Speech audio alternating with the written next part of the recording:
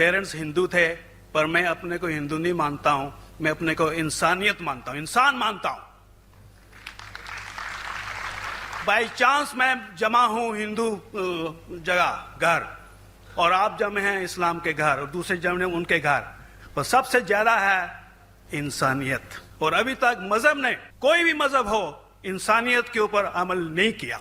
आपने 12-13 साल से इसमें स्टडी कर रहे हैं, मैंने 30 साल से स्टडी कर रहा हूं, बाल मेरे सफेद हो गए हैं, रोटी के लिए मैं बिजनेस करता हूं। पर जो किताबों के आपने पढ़े हैं, आपने ये जांच की वो किताबें किसने लिखी हैं? हजारों साल बाद लिखी हैं। पहले एक जुबान की बात होती थी, कोई राम राम राम कह के उसके कहावत है मर मर मर कहने लगा, उसको पूजना है। वेदा ऐसी थी, ग्रीक मैथोलॉजी ऐसी थी, इजिप्शियन मैथोलॉजी ऐसी थी, इब्राहिम से लेके मोसेस तक, और आपके मोहम्मद साहब के पास, आपका मोहम्मद साहब का जो किताब लिखेगी कुरान 50 साल बाद लिखेगी, और नहीं 40-50 कोई भी हो।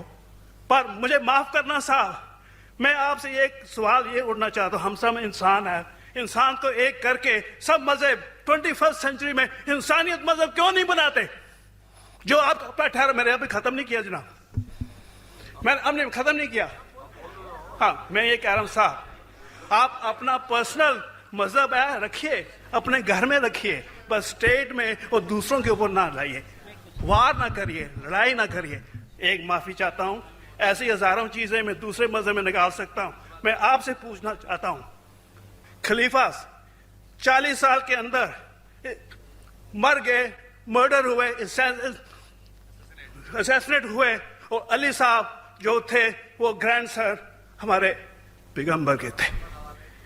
ये चीजों के हवाला दूसरों में भी है, मैं हजारों दे सकता हूं, पर इसका सवाल मैं आपसे कहना चाहता हूं। भाई साहब ने अच्छा सवाल पूछा, लंबा था, तकरीर थी छोटी।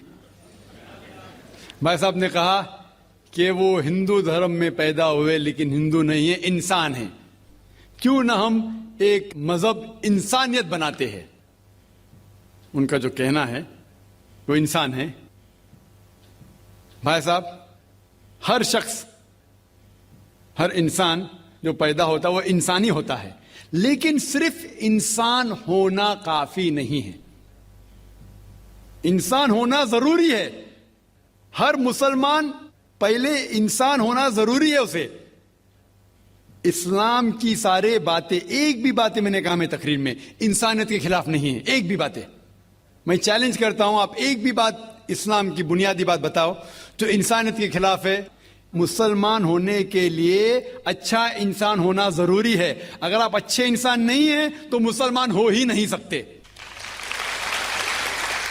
लेकिन सिर्फ अच्छा इंसान होना काफी नहीं है।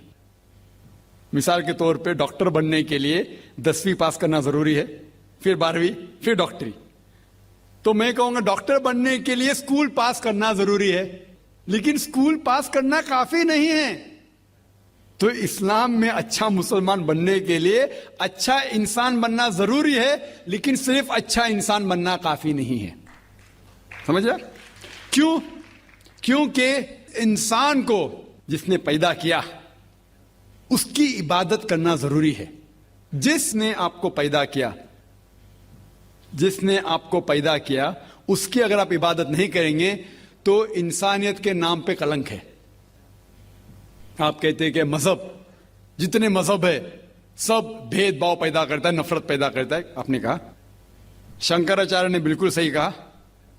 शंकराचार्य ने कहा कि कोई भी मजहब नहीं सिखाता कि आपस में भेदभाव करना। उनकी भी स्टडी है, मेरी भी स्टडी, आपकी भी स्टडी है। आपने कहा कि मैंने 10-12 साल किए, आपने 30 साल किए। अगर आप 30 साल किए उसका मतलब नहीं कि आप मुझसे अच्छे हैं, जरूरी नहीं है। मैंने नहीं कहा कि आपने कहा, मैंने ये भी नहीं कहा कि आपने कहा। मैंने कब कहा कि आपने कहा? मैं कह रहा हूं, मैंने कब कहा कि आपने कहा? मैं कह रहा हूं क्योंकि आपने कहा कि अब 30 साल की स्टडी की। मैं हिंदू मजहब पे भी चंद साल के, अल्हम्दुलिल्लाह सुम्मा अल्हम्दुलिल्लाह, कई शंकराचार्य से बात की, कई स्वामी जी से बात की, कई प्रीस्ट और फादर से अमेरिका में की। मैं तो अभी तक जवान हूं माशाअल्लाह, अल्लाह का फजल है, अल्लाह का फजल है। आपने कहा कि मजहब भेदभाव करता है। यह कहना बिल्कुल गलत है। मजहब भेदभाव नहीं करता। जो मजहब के मानने वाले हैं वो मजहब को सही तरीके से नहीं समझते हैं, इसीलिए भेदभाव पैदा करते हैं, और अलग बात है। गलती है मजहब के मानने वाले की, मजहब की नहीं। ये कह रहे हैं कि मजहब की, मिसाल के तौर पे एक मर्सिडीज कार है, मर्सिडीज कार है, मुझे ये जानना है कि मर्सिडीज कार कितनी अच्छी है।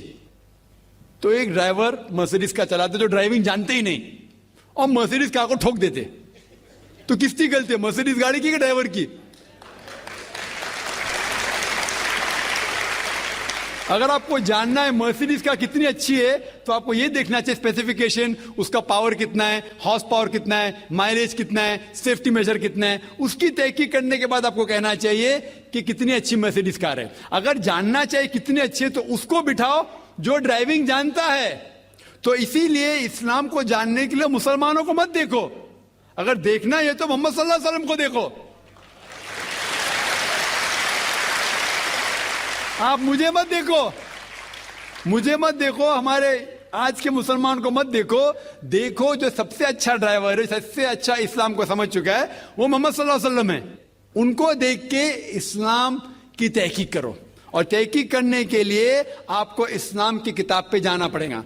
और आपने जो कहा आखिर के अंदर कि सारी मजहब किताब बाद में लिखी गई, पहला कहना था, आप काफी हद तक के सही है, आप काफी हद तक के सही है कि आप बिल्कुल सही फरमाते, लेकिन यह कहना कि सारी मजहब की किताब, उसमें गलती है।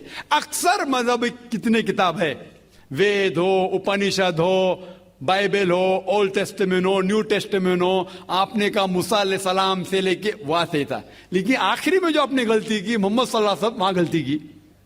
आखिर में आके आप अटक गए, आखिर में आके आप फंस गए। आपने शायद इस्लाम का मुताला सही तरीके से नहीं किया होगा, आपने शायद अरुण शुरू की किताब पढ़ी होगी।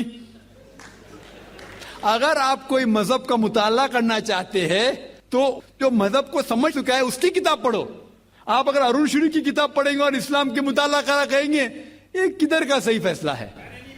मैं कहता हूं अरुण शुरू जैसे लोग की पढ़ी होंगी, क्योंकि जब भी कुरान नाजिल हुआ, जब भी कुरान की आयत नाजिल होती थी, मोहम्मद सल्लल्लाहु अलैहि वसल्लम अनपढ़ थे। जब भी कोई आयत नाजिल होती थी वो उसे याद करते थे और अपने साथियों सहाबा से उसकी तिलावत करते थे, और सहाबा फौरन उसे लिख लेते थे। तो मोहम्मद सल्लल्लाहु अलैहि वसल्लम की मौजूदगी में हर आयत लिखी जाती थी और वो उसे चेक कर, मिसाल के तौर पे इक़रा बिस्मि रब्बिकल लज़ी खलक़ आयत नाजिल हुई, उन्होंने याद किया, सहाबा से कहा, सहाबा ने लिखा इक़रा बिस्मि रब्बिकल लज़ी खलक़, पढ़ के सुनाओ, पढ़ा, हाँ सही। अगर गलती होती तुम्हारी टोक देते थे। तो मोहम्मद सल्लल्लाहु अलैहि वसल्लम की मौजूदगी में जब भी अल्लाह सुब्हाना व तआला आयत नाजिल करते थे वो याद करते थे और लिखवाते थे और चेक भी करते थे। सारा कुरान मजीद मोहम्मद सल्लल्लाहु अलैहि वसल्लम की मौजूदगी में लिखा गया। आप जो कह रहे वो हजरत उस्मान का जिक्र कर रहे, वही तो अफसोस की बात है, आपने सही मुताला किया ही नहीं। हजरत उस्मान ने कई साल बाद, 40-50 साल बाद, जो आप कह रहे 40-50 यहां से आपको आया, उनने क्या कहा कि इस कुरान मजीद का जो नुस्खा है उसको और नुस्खे बनाए जाए और बाकी लोग में फैला दिया जाए, क्योंकि लोग को इख्तिलाफ था रवानगी के अंदर। तो उसको दूर करने के लिए हजरत उस्मान रज़ियल्लाहु अन्हु उनने कहा कि जो नुस्खा मोहम्मद सल्लल्लाहु अलैहि वसल्लम की मौजूदगी में था, उनने अपनी बीवी को दिया था हफ्सा को, और जो हजरत उमर की बेटी थी उनके पास महफूज था, उनने लिया, और सहाबा 5-6 सहाबा जो ज़ैद बिन थाबित रज़ियल्लाहु अन्हु उनकी सदारत में उसकी नकल की, और ये नकल हुए नुस्खे को दुनिया के अलग अलग जगह पे फैलाइए। और एक नुस्खा अब भी मौजूद है कोप्टा की म्यूजियम में, कोप्टा की म्यूजियम इस्तांबुल में। तो आप जो जिक्र कर रहे हैं वो उतारे हुए कुरान शरीफ का जिक्र कर रहे, जो हकीकत में कुरान शरीफ है वो मोहम्मद सल्लल्लाहु अलैहि वसल्लम की मौजूदगी में लिखा गया था। उनने खुद उसको चेक की क्या सही था, और जब भी आयत नाजिल होती थी अपनी सही जगह पे उसे लिखवा लेते थे मोहम्मद सल्लल्लाहु अलैहि वसल्लम। तो ये कहना बाकी मजहब की किताब में अक्सर अब सही है। मिसाल के तौर के ऊपर बाइबल 70 ईयर्स बाद लिखा गया है, वेद वो सैकड़ों साल बाद लिखा गया है, कितनी पुरानी वेद है, कभी वेद आया दुनिया में, ये किसी को पता ही नहीं। वो आपके हिसाब से, स्वामी दयानंद सरस्वती के हिसाब से 1310 मिलियन ईयर्स ओल्ड, 1310। आप थोड़ी ठेकेदार है मजहब के। आप ठेकेदार है मजहब के क्या? नहीं ठेकेदार है ना।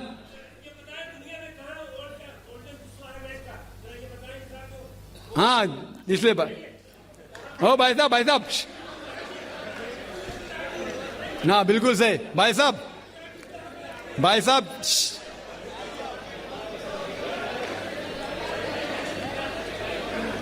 भाई साहब, इसीलिए इख्तिलाफ जो है ये कम इल्मी के वजह से,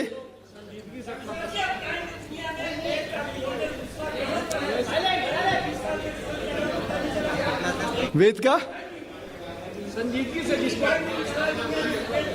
वेद का क्या नहीं, सब लोग चुप हो जाए, नहीं आवाज। भाई साहब ने कहा कि दुनिया का सबसे ओल्डेस्ट स्क्रिप्ट वेद है, वो कुछ हिस्टोरियंस कहते हैं, बट ओल्ड होना मतलब नहीं कि सही। जो कुछ ओल्ड है वो सबसे बेहतर होना जरूरी नहीं। मिसाल के तौर पे मेरे पास पुरानी गाड़ी है 50 साल पुरानी, उसका मतलब नहीं कि नई गाड़ी से अच्छी है। यह भी हो सकता है कि पुरानी गाड़ी नई गाड़ी से अच्छी हो सकती है। मेरे पास मर्सिडीज कार है 5 साल पुरानी, जो नई मारुति से अच्छी होंगी। तो ये कहना कि कोई किताब है, कोई मजहब पुराना इसलिए बेहतर है, बिल्कुल गलत है। जो आदमी को अक्ल है वो कभी भी ऐसा नहीं कहेगा कि पुरानी चीज बेहतर, नई चीज बेहतर। वो चीज बेहतर है जो हक के ऊपर है। जो चीज हक के ऊपर है वो चीज बेहतर है। तो भाई साहब, आपकी जो तहकीक है मजहबी किताबों पे जरा कमजोर है और गलत है। आपको फिर से और 30 साल लगाने पड़ेगा इंशाअल्लाह। अल्लाह एक है, इसमें किसी का झगड़ा नहीं है। उसकी इबादत करनी चाहिए, इसमें किसी का झगड़ा नहीं है। झगड़ा है लाइफ स्टाइल का, झगड़ा है कल्चर का, संस्कृति का। और हर मजहब अपनी संस्कृति को अल्लाह से जोड़ता है कि अल्लाह यह कह रहा है। क्या अल्लाह टाइम टाइम पर नई नई बातें कहता है, या पुराने टाइम में जो कुछ कह दिया गया है वही सच है, या आगे फ्यूचर में कुछ और नई बातें भी कहेगा?